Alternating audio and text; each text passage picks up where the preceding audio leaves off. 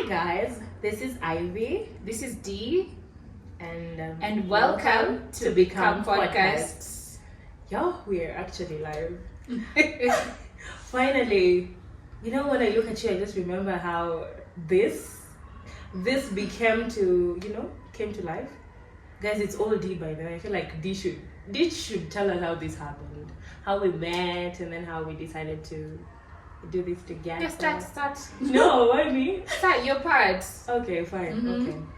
So, on this random day, as a creative, as an actor, as a host, we go through auditions and all that. So, I'm seated on an audition line, stressed. I was sweating, my palms are sweaty.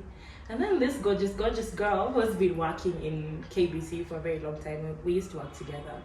She's also in the audition line and she's before me. And I'm looking at her and she's looking so pale.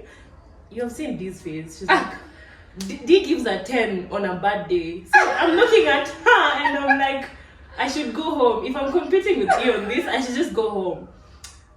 And then she tells me, have you ever thought about doing a podcast out of, hosting on TV and stuff?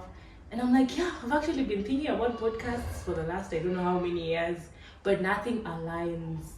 And then talking about alignment, she decided to align. I mean, like, Become. Before that name, 2024 has been my year of, I think God was rebranding me. There's a point in my life I was at my lowest, like things were just going south. Everything, my workplace, my personal life, everything was going south. I was at my rock bottom, and then I think I just got tired. I got tired of everything. I just wanted to feel better. I wanted anything that could make me feel better, apart from I was going out a lot, but I still was not feeling complete. So I don't know, I bumped into some video on YouTube. I think his name is Eckhart Tolle. And video by video, I listened to the first video. I think he's a spiritual teacher. I listened to the first video and I just found myself listening to the second and the third and the fourth. And he was just solving mysteries in my life. He was solving problems, like all my fears. I was so anxious, like everything bad I was feeling, I just started feeling better, slowly by slowly. I started feeling better. So the whole year after Eckhart Tolle, I also bumped into other videos. Before I knew it, I was doing 6 hours of just meditation. I didn't even know, like, God was rebranding me. And there's something special that I want to tell people. Because when you're rebranding, your life can still look the same. Like for me, I was still a party girl. I was doing all these things. I still had the same friends in the same friend groups. I'm doing the same things, but something in my mind was changing. Like the whole year, I didn't even realize. I didn't even know, but I was just feeling good. Things are getting solved. Like all of a sudden I'm not struggling with I'm not anxious anymore. I was more calm. The way I was approaching things in my life was different. Like with time I started noticing like I'm doing things differently, and even my mind is different. After a few months, when I started talking to people, I think people started noticing, like there's something different about you. That's when I started noticing now, because I'm also helping people who were in my place. I've helped people who've wanted to move out of their marriages. Like, like these problems za maisha. That's when I noticed. But then people what walianza kuniambia, like you're changing. And then when I looked at myself, and when I started listening to myself, I noticed I am not the same. Cause me, even there's a time kitambo pesa fulani inge reduce in my account, like my balance is a certain amount, I'll be so stressed. I'm so stressed. But after some healing, I was okay with the same way, the same excitement I have when I have nothing, and when I'm at my highest, I'm the same. Like my frequency is the same. That's how much working like I did. So for the podcast, I thought you had questions until that time. I went through your journey with you, and I'm like, okay, I'm relating. I never told you about this. I know. I'm hearing it for the first time. 2024 for me was for rebranding, and I didn't know God was rebranding me. Yeah. You don't know. All of a sudden, even my dressings like that, it's changing. I'm interested in like different kinds of dressing. Even my makeup changed. I was doing like very shouty red lipstick, and I'm going to pull up with a picture. Shiny things, and I was just looking like a baddie, like some stripper somewhere. But right now I'm into like I'm so calm. Even my makeup is calm. Everything. My mind is so calm. I never used to wear a black wig ever in my life. I was a blondie 24/7. Yep. Like I'm calm. Hey, please, I'm calm far. You've become. But one thing I can tell people, when your mind is changing and when you're rebranding, you can still be in the same environment, but you're changing. You're still with the same friends. You're still in the same environment. You can still be poor. Let me say that. You can still be living in a slum, but your mind is not the same. Something is happening to you.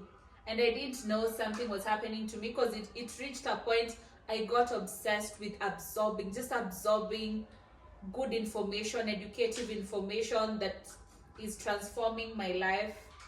I just got used to that. Like, I was hungry for it because I was executing. It was applying in my life directly. Like, it's solving. I would wake up, and if I'm struggling with something, this is what I'm struggling with today. I go research about it. I solve my problems. This topic is about a very special, very special, guys. It's about rebranding. Rebranding. We're talking about rebranding. The D that you see here right now, this is it's not the D. She used to Galababo. I'm rebranded. You're a whole new girl. You're for real, guys. It's a whole new brand over here. I feel like this wasn't the people we were. Yeah. Before. And I feel like the first question should be, do you know when you started rebranding? Is it something you plan, or it just happens? How does it happen? And I'm not talking about rebranding in terms of business. I'm talking about personal rebrands. Yeah, it's like all internal, dressing, family. How was your process? Because I feel like mine is, oof. Yo, Chomini, I think mine. I just woke up one day and realized I don't want to go to the club. I was lying to people. I'm sick. I'm what? You call me. I'm like, I don't want to come, but nadanganya. I didn't want to be around some people. There's a way I would dress, and I'm like, you're too old for this stuff. Not even old like at age-wise. It's just like, no. Your spirit tells you need to change something. For me, I was in denial. I was in denial. People in the office were telling me, "Hey, D, nowadays you're not going out." I'm like, no, it's just yesterday. Like, I'm going out today. Excuse me. Like, I can never stop. And then today reaches and you're like, I want to go again. No, I was just in denial about everything. Like, I'm obsessed with my little life, and I know, like, I'm tired of some things, but this is what I've been used to, like, my whole life. I don't want to let go. You're like a toxic relationship. You're like, you want to stay there because that's the only thing you're familiar with. Yeah. So mine was denial. Yes, it was denial. Yeah. feel like mine was just a lot of sadness. Like, why am I not feeling this anymore? It was keeping me alive.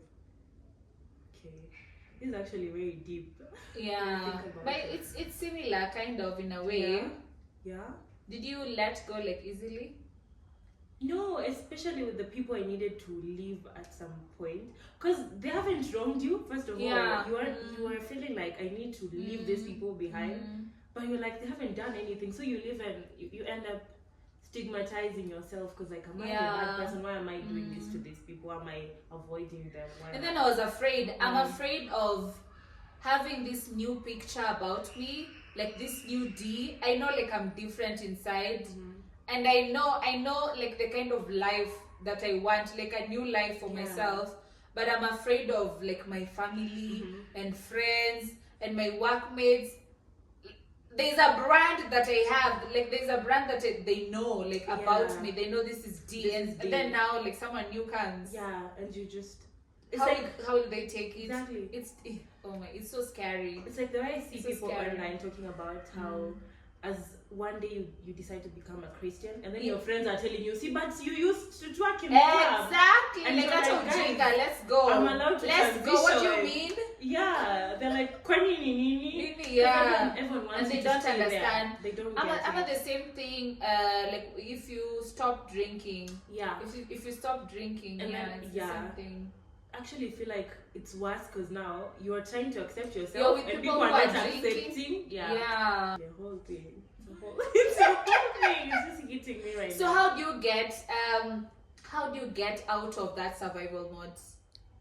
How did it happen for you? How did you? I feel like you should go first. Because you can't stay there forever. You can't stay there forever. There has to be like a breaking point. Yeah, there has to be. For me, I got tired of being in that space. Yeah, of being in that space. Because when you start rebranding, there's something that happens to your belief systems. You know, like, you're not, you just feel this is not the kind of life that I want, because it's not serving me. You start looking at results more than experiences. Yeah, so that's what happened to me. You just get tired. I'm trying to think how you get tired because there's this life that you can see. This is what I want. This is not where I want to be. But what is keeping you from that? You're here. You're on survival mode because you're scared to get out of the shell. You're scared to be this new person. You're scared to be reborn and to give birth to someone new. I feel like mine is a lot of imposter syndrome. Like something just keeps telling me that new woman you're trying to become needs a very confident girl. Oh yeah. A richer girl, and I don't feel like I have it in me. So I'm like, you're lying to me. I don't have what it takes to become that woman. It's like looking at a mirror. Yeah. You want the mirror image. Is it reflection? Reflection, to smile at you when you're frowning. Exactly. You have to smile first so that the reflection can be smiling back. Yeah. Gosh. Because now you're like, actually, you feel sometimes very inefficient. Because I don't know about you. Did you feel confident enough to just be like, this is the woman I was never confident. Never. And it takes, like for me, when I started listening to my spiritual videos, the more I listened, I think the more it's like you're breaking the wall now. You're breaking brick by brick. Before you know it, you can see the other side, and you're slowly starting to move that side. So the switch is more, it's easier. Yeah, so for me, I was listening to videos, those spiritual videos, Eckhart Tolle, Bashar, those people. I was listening to them a lot. That's what helped me to move smoothly. You have to listen to them to change your perspective about life and your beliefs. Even if you have to listen to one video 6 times, listen. That's the only way. That was the only way for me, like, to break through. That was the only way. But it's really crazy because no one talks about this. No one tells you that at some point in your life, you will have to accept that you're changing, embrace it. Because I think when you're in your 20s, early 20s, maybe just living life, doing things, you don't think, there's a woman I will need to turn into someday. And you also feel like, I have a question, and you also feel like everyone thinks rebranding can only happen when you start going to church. That's a misconception. That's a misconception. That's a misconception. But I feel like it's rebranding is also a bit spiritual, right? Because I feel like there's a lot of internal. But there's a difference between spirituality and religion. Yeah. But I feel like people have different ways of looking at. Because for me, I've never been rabashasha kind of person. Yes. But I actually became very spiritual. Yeah. Very spiritual. Gosh, neither am I rabashasha, but if there's someone who knows how to make people do that, come and teach me. I wouldn't mind. I wouldn't mind. But yeah, because you were talking to me sometime about how manifesting and what is it, meditating? Yeah, meditation. And just all that has helped you get into. Yeah. Meditation is just getting into some frequency, like you're using your higher mind. I don't know if I'm making sense. Getting to a certain frequency where you understand things differently. Can someone who's just like really, really traumatized decide like I'm sitting here to meditate and it works? It has a whole process of pole until you get there. As I said earlier, like you have to listen. You have to listen to those. What really helped me is listening to those spiritual videos. That's a whole episode. It's a whole lesson. It's a whole lesson about spirituality, about frequencies, about the higher mind. It's just a whole other topic. But me, what I know about religion, and because so many people argue a lot, I feel like religion should just should be there in your life. If you're a Christian, if you're a Muslim, if you're Hindu, if you're Buddhist, religion should just be there to put order in your life. Yeah. If it gets if it gets obsessive, if you're obsessed with it, you want to serve instead of it serving you, it should serve you.